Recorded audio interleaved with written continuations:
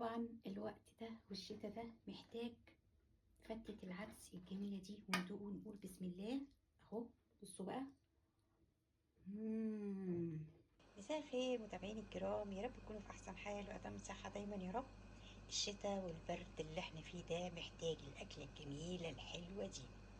بس قبل ما نبدأ كالعادة نسمي بالله ونصلي على الرسول. اللهم صل وسلم وبارك على سيدنا محمد، ومتنسنيش بالدعوة الحلوة وتدعي لبابا وماما بالرحمة والمغفرة، اللهم امين.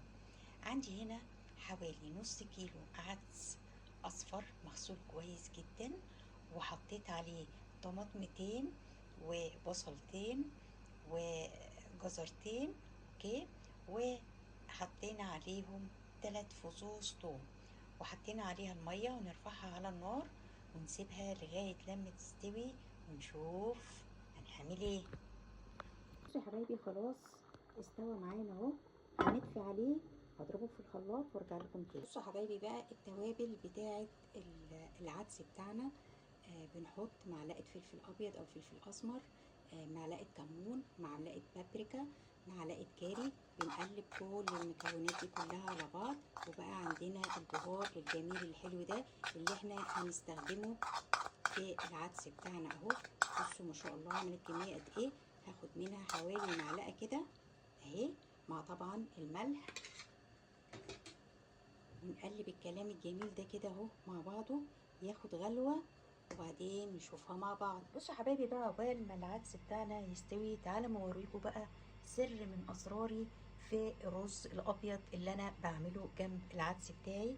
بصوا بقى، بجيب فصين مستكه ومعلقه ملح وفلفل ابيض، وبروح حطاهم كده ومشوحاهم كويس جدا في قلب الزبده بتاعتي اهو، او لو عايزه تحطي زيت براحتك اهو.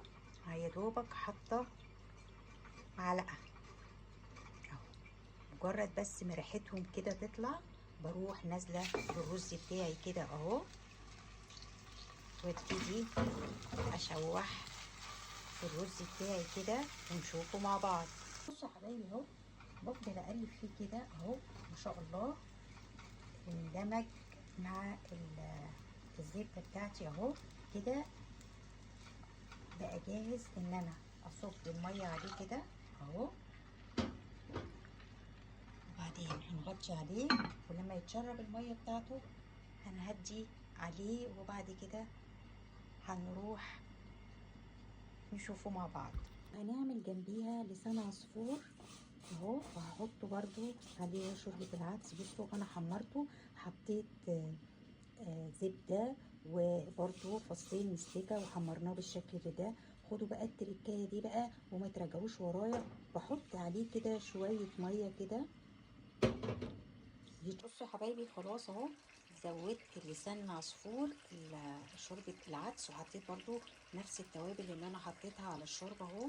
بصوا بقى لسان عصفور، بصوا ولا يلزق منك بقى ولا اي حاجة. بالتركة اللي انا قلت لكم عليها دي جربوها، وان شاء الله هيطلع احلى شوربة عدس في الكون.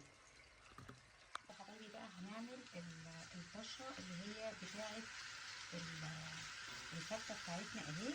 بحط كده ايه معلقتين زبده وربع راس ثوم، اوكي، بحط عليها ملح وفلفل، وايه مجرد ما تتحمر معانا بطفيها بمعلقتين خل ونشوفها مع بعض. بقى نعمل الفته بقى. انا حمصت العيش اهو في الفرن سامعين، بدون سمنه وبدون اي حاجه، وبعدين بنزل عليه كده بمعلقتين من او كبشتين 3 كده من العدس بتاعي يتشربهم ونشوفهم مع بعض. يا حبايبي تحسوا بقى ان كده خلاص اتشرب العدس بتاعنا العيش. هحط بس ايه معلقه من الطشه بتاعتنا كده، وهديله بس تقليبه كده، وبعدين هنزل بالرز الجميل بتاعنا ده كده اهو. بصوا بقى الجمال والحلاوه ما شاء الله اهو، وبعدين نديله تقليبه حلوه كده اهو.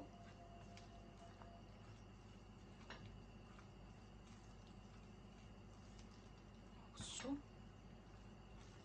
ما شاء الله اهي.